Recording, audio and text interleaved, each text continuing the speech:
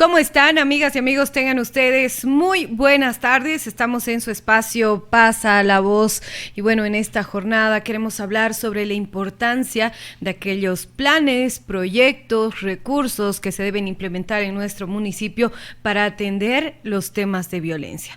Pese al gran progreso que ha tenido nuestro país en términos de normativas, la violencia intrafamiliar hacia la mujer, niña, niño y adolescente sigue constituyéndose el principal obstáculo para el desarrollo no solamente social de nuestro país, sino también económico, sobre todo en Bolivia, que presenta los índices más altos de violencia hacia la mujer, embarazos adolescentes, delitos hacia los menores de edad.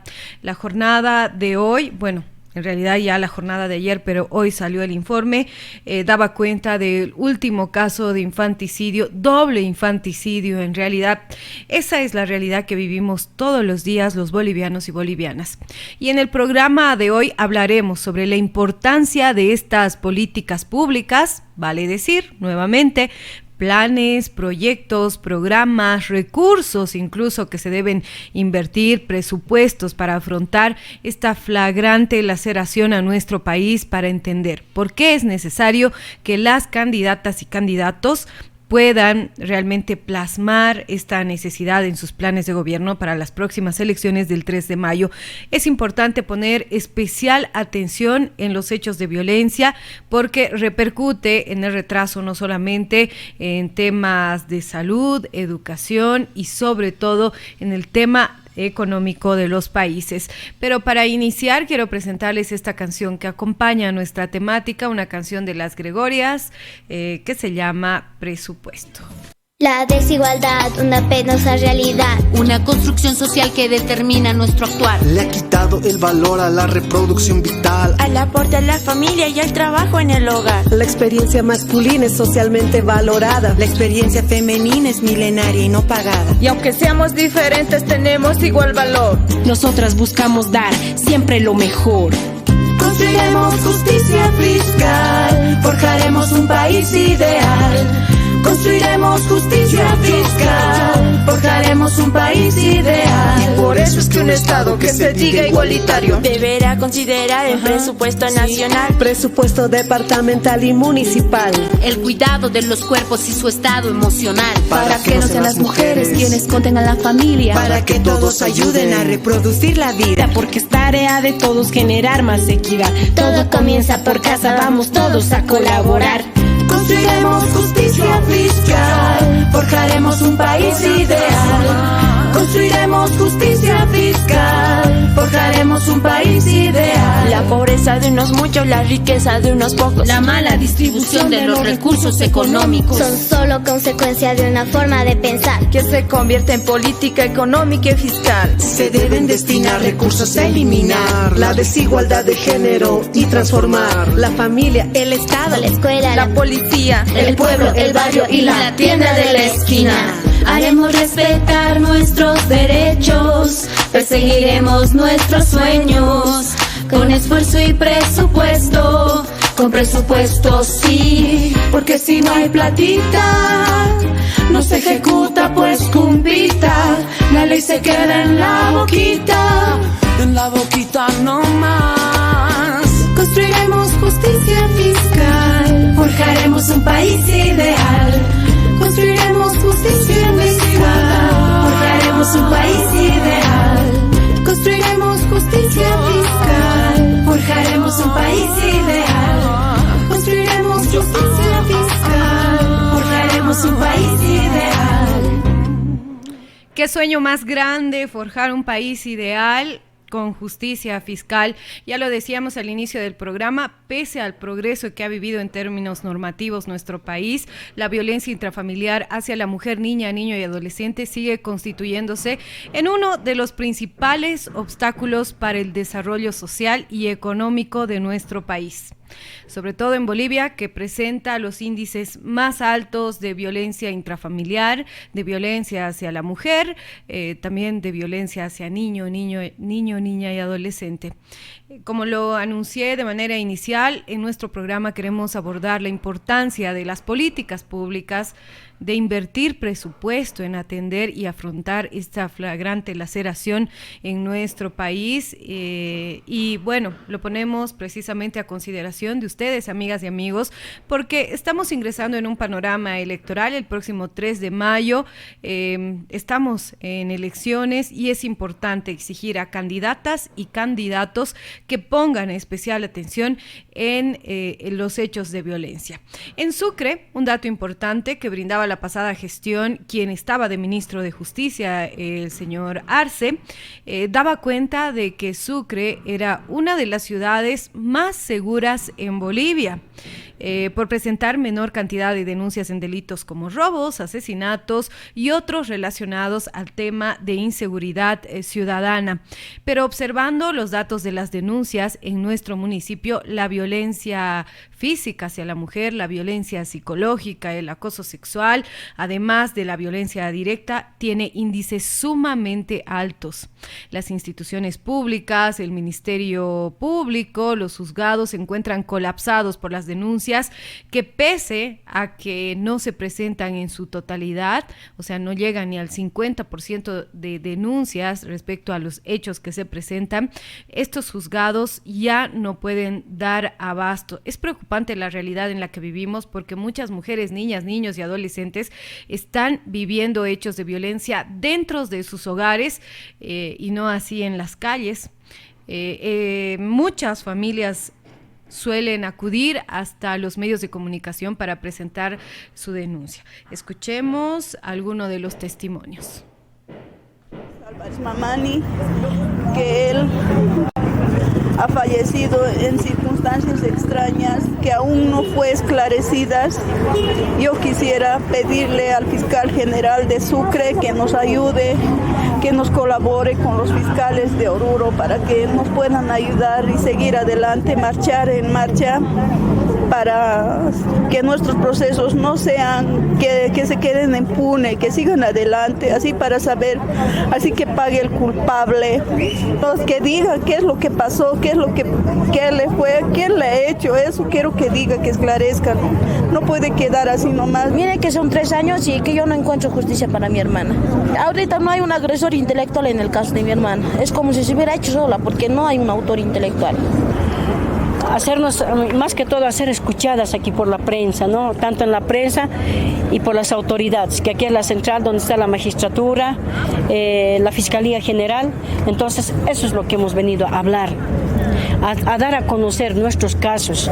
Tenemos casos de feminicidio, infanticidio, violaciones, violaciones con muerte, violación grupal. Tenemos uno allá en Oruro que realmente se está quedando en la impunidad, como también tenemos el caso de descuartizamiento de la compañera Yolanda. Tenemos el caso de envenenamiento de la compañera Mónica Fernández.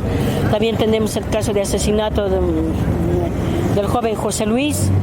Y muchos casos más. Tenemos un caso de infanticidio de la niña Fernandita. Y todos los días Bolivia amanece con una nueva noticia respecto a lo que está aconteciendo en términos de violencia. Hoy amanecíamos con la noticia de que 2 niños habrían sido víctimas de infanticidio, uno de 12 y 7 años. Esta es la realidad de nuestro país y pese a que las normativas han avanzado bastante, hay que decirlo, a partir de la implementación de la Ley 348, que no solamente identifica los tipos de violencia, sino también establece estrategias para su atención en todos los ámbitos: salud, educación, temas de justicia.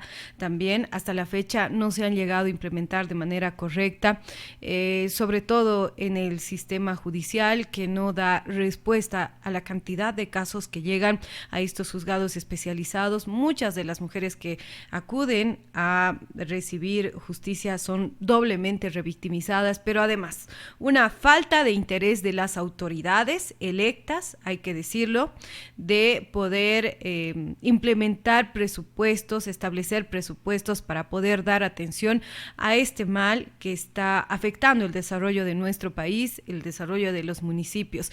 Gran parte de las mujeres que sufren violencia son madres, cabeza de familia, que se encargan no solamente de la manutención, sino también del cuidado de sus hijas.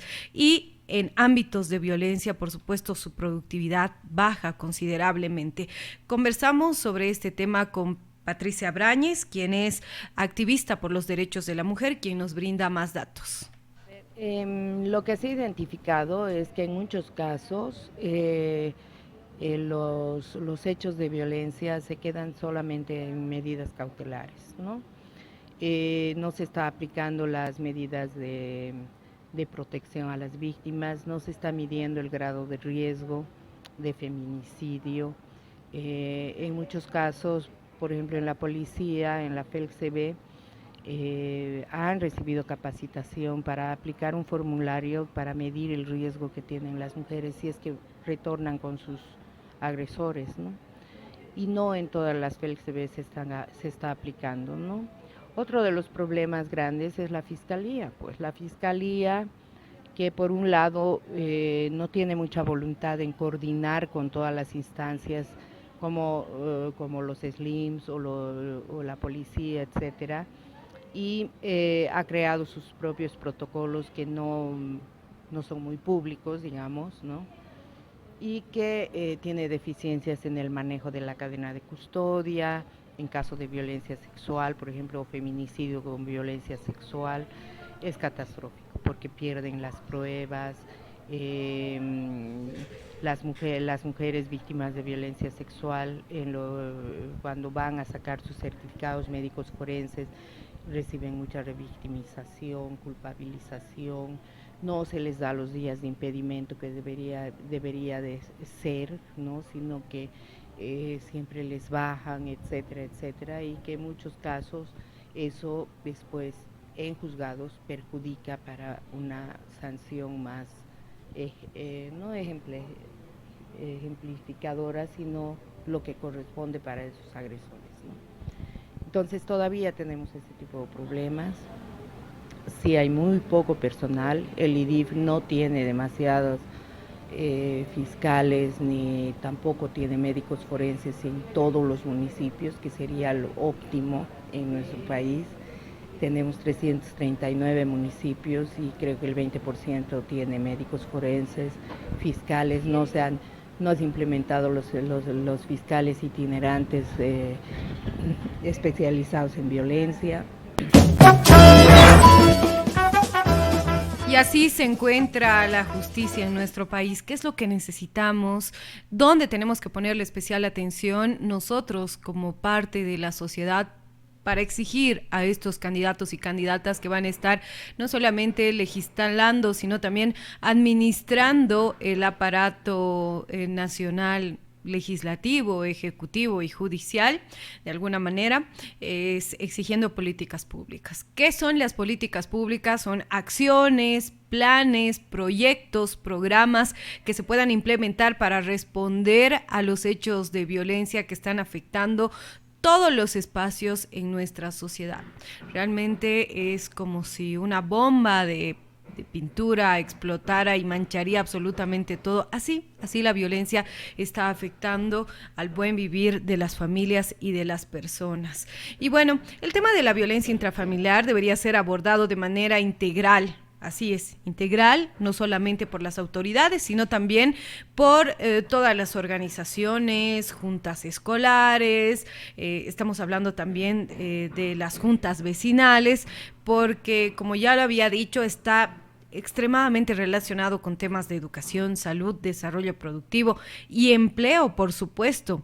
Y también, según algunos datos y estudios que realizaron en Latinoamérica, los productos internos brutos de los países que se encuentran en proceso de desarrollo se encuentran sumamente afectados por estos hechos de violencia. Bolivia es uno de los países que paga grandes sumas de dinero o que invierte o gasta, por así decirlo, en responder sobre todo en temas de atención judicial, en vez de invertir una cierta cantidad considerable para generar prevención. Es por eso que debemos poner especial atención en que las autoridades próximas electas puedan responder a las necesidades que tiene nuestra sociedad actual y las sociedades futuras. Conversamos sobre este tema con Patricia Brañez. El pacto, o estos 10 pactos que se han hecho, con todas las medidas que vienen inmersas en cada uno de los puntos, puede contribuir a que la ley se implemente y que se tome más conciencia de que necesitamos políticas de prevención, asignación de presupuesto para la solución y para la sanción de la violencia, tal como lo plantea la 348, ¿no? En lo que no estamos muy de acuerdo es en este manejo político que se está haciendo por esta coyuntura electoral que tenemos en el país, ¿no? 5 años de existencia de la ley 348 y no les ha llamado la atención que cada año más de 100 mujeres muramos víctimas de feminicidio, y que justamente ahora en este periodo electoral empiecen a alarmarse cuando casi en promedio hemos tenido todos los años las mismas cantidades, ¿no? Pero que el índice de resolución de los casos no ha variado, digamos, porque no hay sanciones ejemplarizadoras que muestren que no se va a tolerar la violencia, ¿no? Y que ahora por lo electoral se quiera tomar en cuenta esto, cuando en realidad necesitamos políticas sostenibles, políticas y mensajes claros de que no se va a tolerar la violencia, ¿no? Recordemos que la violencia en nuestro país es sustentada por el sistema patriarcal y también por el machismo. Esta hace algunos años ha invisibilizado las voces, desde hace ya muchos en realidad años ha invisibilizado las voces de miles de mujeres, niñas, niños y adolescentes que viven hechos de violencia todos los días al lado de sus parejas, en sus familias, por sus padres. Muchas de ellas no pudieron contar realmente la situación en la que vivían porque perdieron la vida a causa de la violencia machista. ¿Por qué es importante hacer un análisis, amigas y amigos, y poner especial atención como población? Porque la eliminación de esta podría suponer el desarrollo social, educativo, productivo, económico de nuestro país. Podría suponer un desarrollo bastante considerable respecto a los años en los que se viven realmente estos hechos de violencia. Por supuesto, mejoraría las condiciones de vida de las personas y también se aportaría con una vida digna y con el vivir bien. Lo reitero una vez más, estamos en una etapa electoral y como población estamos en la obligación de exigir a candidatos y candidatas que den respuestas claras, propuestas contundentes, asignación de presupuestos para eliminar toda forma de violencia en nuestro país y no solamente quede en el discurso para ganar votos. Gracias, que tengan muy buenas tardes. Nos reencontramos el día de mañana con nuestro espacio, La Reportera de la Justicia, así que los invito a que continúen con la programación de la radio. Esto fue su espacio Pasa la Voz. Porque la experiencia femenina es milenaria. No nos quedamos con lo que nos dicen, sino buscamos la forma de cambiarlo. Juntas podemos construir redes de cuidado. Ya estamos en línea. Pasa la voz.